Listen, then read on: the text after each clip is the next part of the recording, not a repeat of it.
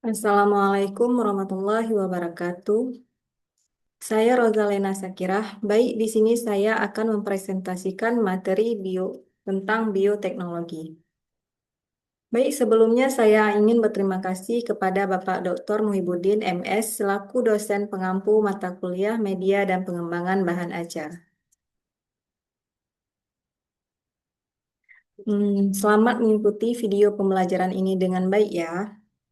Nah, sebelumnya kalian pernah nggak sih makan tempe? Pastinya pernah ya. Nah, kira-kira kalian tahu nggak sih tempe ini terbuat dari apa? Dari kedelai ya. Jadi, tempe adalah salah satu bahan makanan yang dibuat dari fermentasi kedelai dengan bantuan jamur yang terdapat pada ragi. Coba kalian perhatikan struktur tempe, kalian akan menemukan benang-benang putih yang disebut dengan hifa. Hifa merupakan jamur yang membentuk jejaring. Hifa inilah yang akan menyatukan butiran kedelai satu dengan yang lainnya sehingga terbentuk tempe. Tempe ini merupakan salah satu produk bioteknologi karena dalam proses pembuatannya melibatkan proses fermentasi eh, suatu mikroorganisme yaitu jamur.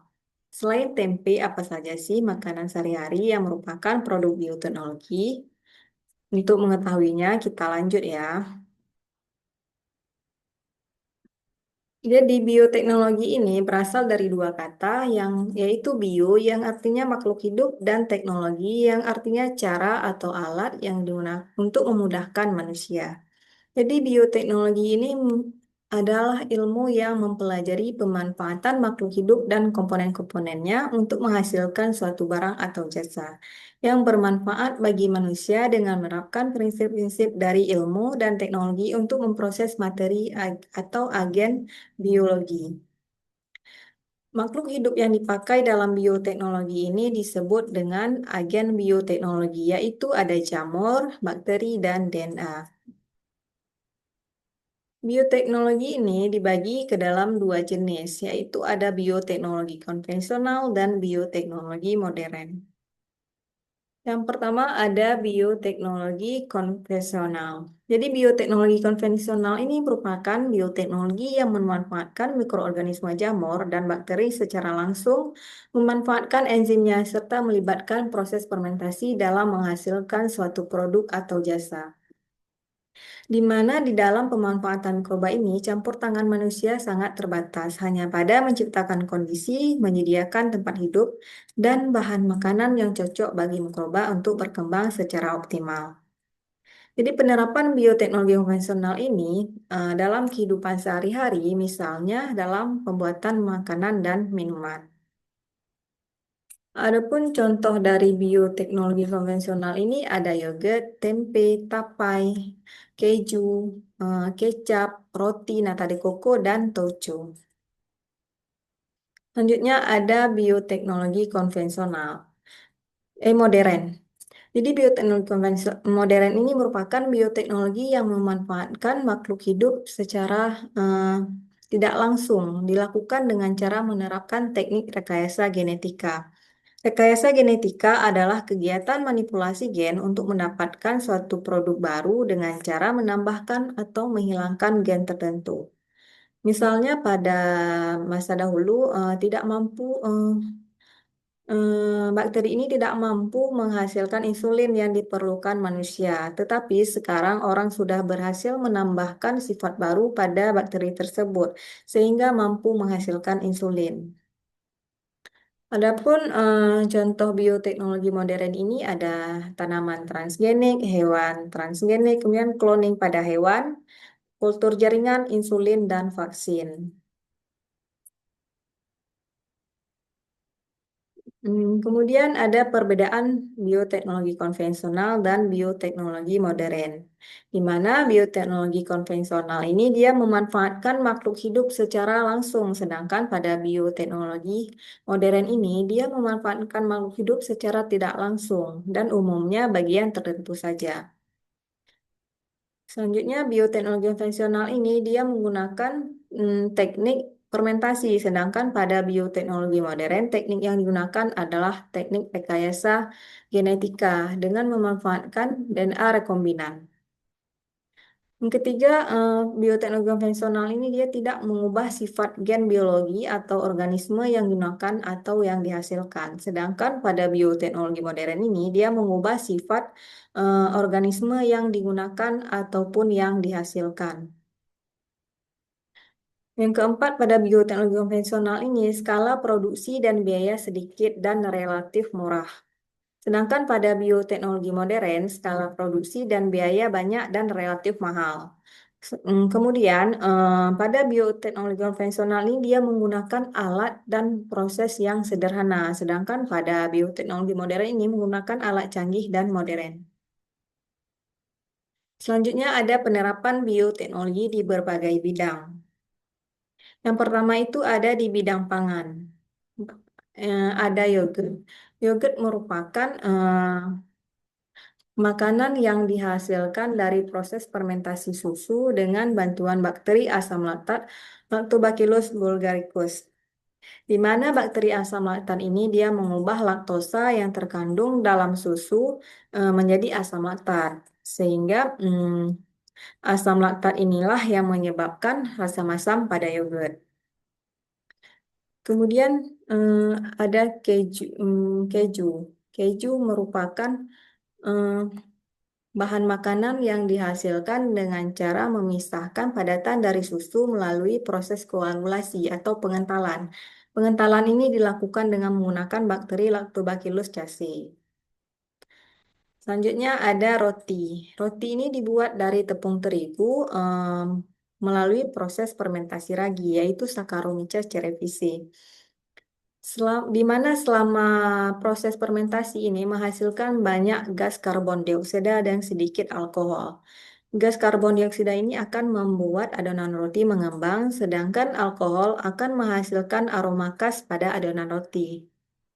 Gas karbon dioksida yang terperangkap di dalam adonan akan memuai saat adonan ini dimasukkan ke dalam oven, sehingga membuat roti mengembang dan meninggalkan rongga di dalam roti. Selanjutnya ada tabel bioteknologi pangan. Bisa diperhatikan dan dipahami ya. Kemudian di bidang pertanian. Di bidang pertanian ini ada tanaman transgenik, yaitu tanaman yang susunan gennya ini telah dimanipulasi dengan cara menambahkan atau menghilangkan gen tertentu di dalam organisme tersebut. Contohnya ini ada pada tomat, golden rice atau padi, jagung bete, dan kedelai. Di mana melalui rekayasa genetika ini suatu tanaman dapat direkayasa agar dapat tahan terhadap serangan hama atau bahkan membunuh hama yang menyerang tanaman tersebut sehingga dapat meningkatkan hasil produksi. Kemudian ketiga ada di bidang peternakan. Ada hewan transgenik. Hewan transgenik ini merupakan proses menggunakan teknik rekayasa genetika untuk berbagai keperluan dalam bidang peternakan, misalnya meningkatkan produksi susu. Yang dilakukan dengan cara memproduksi hormon bovin somatotrofin atau BST, yang kemudian akan disuntikkan pada sapi perah atau dengan cara membuat sapi perah transgenik yang mampu memproduksi hormon BST lebih banyak. Selanjutnya di bidang peternakan ada juga rekayasa genetika ini juga dapat dilakukan pada hewan ternak tahan terhadap penyakit, misalnya pengembangan sapi transgenik. Selain itu, dapat pula dikembangkan sapi yang mampu menghasilkan daging yang berkualitas dan mampu tumbuh dengan cepat. Kemudian ada cloning pada hewan. Cloning ini merupakan proses di mana seluruh organisme diproduksi dari sel yang diambil dari organisme induk, sehingga menghasilkan keturunan yang secara genetik identik. Cloning pertama yang berhasil dilakukan adalah pada cloning domba Dolly. Yang keempat ada di bidang kesehatan, yaitu ada vaksinasi. Vaksinasi ini merupakan suatu proses peningkatan sistem kekebalan tubuh dengan cara memasukkan vaksin ke dalam tubuh seseorang, sehingga orang tersebut memiliki kekebalan terhadap penyakit tertentu yang disebabkan oleh virus dan bakteri. Jadi vaksin ini dia dapat berupa bakteri atau virus yang telah dilemahkan atau merupakan bagian terkecil dari tubuh virus atau bakteri. Selanjutnya di bidang kesehatan ini juga ada antibiotik. Antibiotik ini senyawa yang dapat memperhambat pertumbuhan mikroorganisme lain, khususnya ini bakteri. Di bawah ini ada contoh tabel antibiotik dapat diperhatikan dan dipahami. Kelima ini ada di bidang forensik. Forensik ini merupakan aplikasi teknik-teknik dan metode ilmiah yang digunakan untuk menginvestigasi suatu kejahatan atau tindak kriminal, yaitu ada DNA fingerprinting. DNA fingerprinting ini atau sidik jari merupakan teknik yang digunakan untuk mengidentifikasi seseorang berdasarkan pada profil pita DNA. Yang keenam ada di bidang lingkungan. Yaitu menanggulangi pencemaran lingkungan dengan cara bioremediasi dan fitoremediasi. Bioremediasi ini merupakan proses mendegrasi atau menguraikan polutan yang mencemari lingkungan dengan memanfaatkan bakteri. Sedangkan fitoremediasi ini proses penanggulangan pencemaran lingkungan menggunakan tanaman tertentu, misalnya itu ada eceng gondok dan bunga matahari. Selanjutnya ada manfaat dan dampak bioteknologi. Adapun manfaat dari bioteknologi ini yang pertama, makanan dan minuman yang dibuat melalui proses fermentasi akan menghasilkan bahan makanan yang lebih mudah dicerna oleh tubuh. Yang kedua ini mampu menguraikan polutan dengan bioremediasi. Yang ketiga, melalui rekayasa genetika mampu menciptakan bibit unggul yang akan memberikan produk bermutu tinggi. Misalnya tahan terhadap penyakit tanaman, mengendalikan serangga perusak tanaman. Selanjutnya ada dampak dari bioteknologi ini. Yang pertama itu ada dampak terhadap lingkungan. Jadi organisme transgenik dapat menjadi polusi gen sehingga dapat merusak plasma nutfah. Bahkan dapat memunculkan hama baru yang lebih kuat sehingga mengganggu ekosistem. Yang kedua ini dampak terhadap kesehatan. Jadi ada orang yang alergi apabila mengkonsumsi tumbuhan atau hewan hasil rekayasa genetika. Ini minuman beralkohol juga seringkali disalahgunakan sehingga berdampak buruk bagi kesehatan. Yang ketiga ada dampak dari sosial dan ekonomi. Jadi pengusaha dengan jumlah modal yang besar dapat mengembangkan pertanian transgenik dengan hasil yang lebih berkualitas, sehingga petani-petani nasional ini tidak mampu bersaing. Baik, sekian presentasi dari saya.